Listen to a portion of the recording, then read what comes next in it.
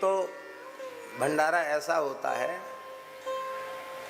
जिसमें हर आश्रम में न्योता जाता है, निमंत्रण जाता है।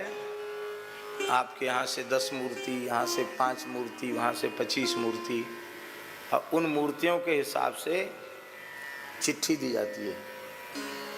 ऐसा समझ लो सरल भाषा में टिकट, कूपन। तो वो चिट्ठी के अनुसार जब महात्मा लोग आते हैं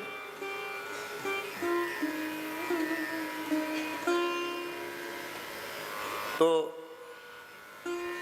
वह भी एक भंडारा है। और एक झरा होता है, झरा में चिट्ठी नहीं बटती है। संपूर्ण श्रीधाम वृंदावन के संत, चतुष्संप्रदाय के सभी संत और श्री शंकराचार्य जी की परंपरा के सभी संत, हमारे यहाँ साधुओं की भाषा में षड्वेश कहते हैं उसको। षड्वेश माने सन्यासी, उदासी, बैरागी, नाथ, जितने हमारे आस्तिक संप्रदाय हैं, वैदिक संप्रदाय हैं, उनको साधुओं की भाषा में षड्वेश कहा जाता है। क्या कहा जाता? वे 6 ही हैं। तो षड्वेश, षड्वेश का न्योता, उसमें चिट्ठी नहीं होती है। व्याकरण में एक तो गण होता है,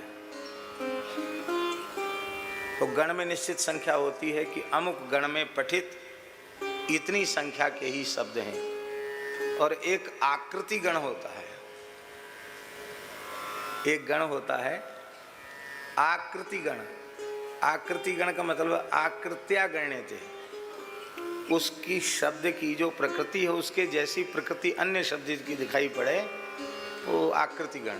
तो आकृति गण में शब्दों की संख्या निश्चित नहीं होती है, अनंत होता है।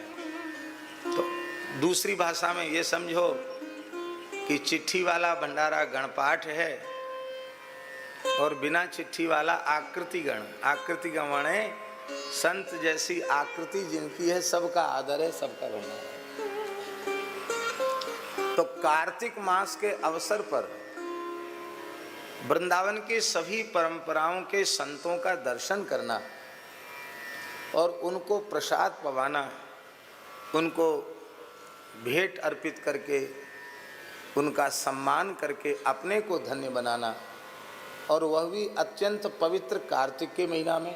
अब तो आप लोग समझ गए झरा, झरा भंडारे का अर्थ। झरा माने संपूर्ण वृंदावन के संतों का प्रसाद।